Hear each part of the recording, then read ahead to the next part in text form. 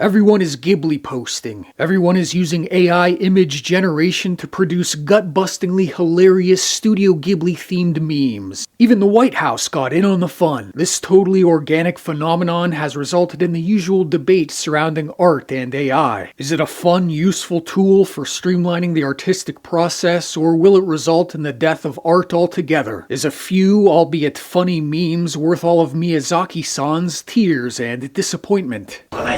頭が大事だとかっていう概念がない。だからこういう人工知能を使うと多分人間が想像できない気持ち悪い動きができるんじゃないか。痛みとかそういうものについてね、何も考えないでやってるでしょ。極めて不愉快ですよね。極めて何か生命に対する侮辱を感じます。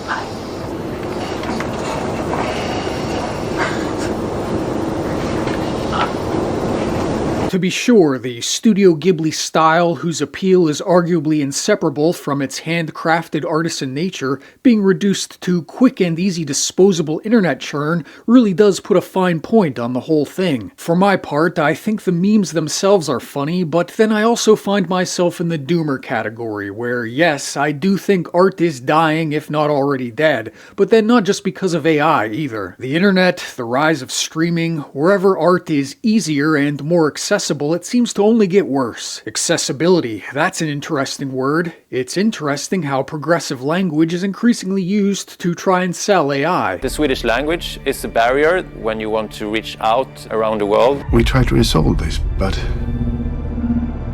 we do it together. Det är en jävla förening! Vad skulle de där göra utan föreningen? For them, it'd be like losing... Their family.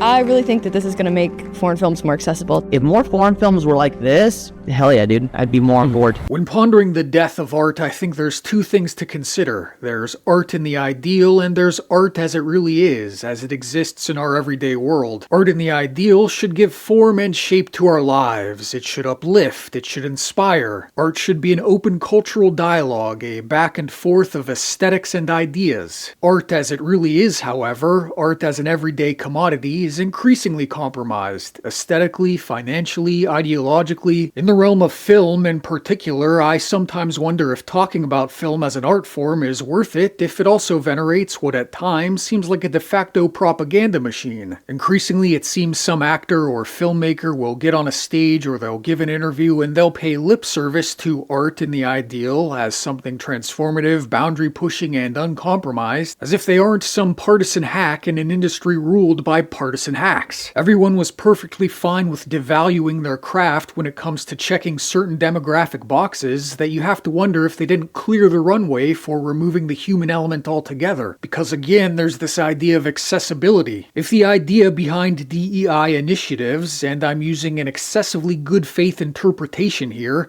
is to make the arts more accessible, if the goal is an increased democratization of the arts, what is more accessible, more democratic than any goober-brained lump of clay using a computer to make any piece of art in any style they want? Inevitably, though, everyone is conservative about what they love, or else what's paying their bills. Beyond politics, the increasing tendency towards empty spectacle seems to have only paved the way for the frivolity and disposability of AI art. I mean, does it matter all that much if the latest Marvel movie is made by a computer or not? Could anyone tell the difference? It seems to me we were already on a conveyor belt of gruel long before AI. Meanwhile, for the ostensibly right-wing fascist MAGA chuds like myself, AI art can be a tantalizing proposition. A chance at upending the status quo and decentralizing the artistic and thus ideological power centers which are majority controlled by the left. After all, modernity has come for agriculture, for manufacturing, for cashier workers, so why should artists, speaking simply in terms of labor, be afforded any sort of special protection or outrage? Then again, decentralization by way of AI seems a very scorched earth proposition. What is the benefit of competing ideas or aesthetics if most of the human element is removed? There's also the fact that I've seen some of the fruits of decentralization. I've seen what some of the most vocal proponents of AI art hath wrought,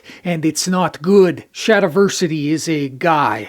He's a guy. He's Australian. He does media criticism of a sort. Shadiversity also really likes AI art. He likes it a lot, and I figure rather than trying to be mean, rather than trying to appeal to any sense of good taste, which is clearly a lost cause. What I would say to someone like Shadiversity is this.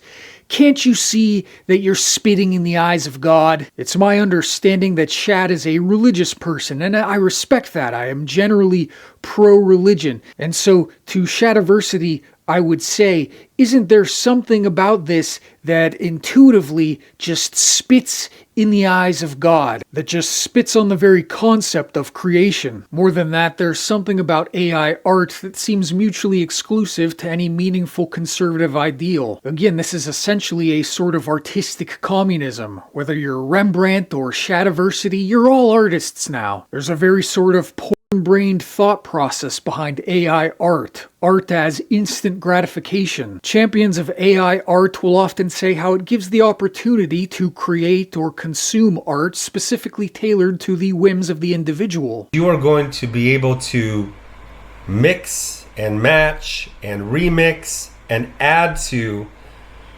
established things in incredible ways.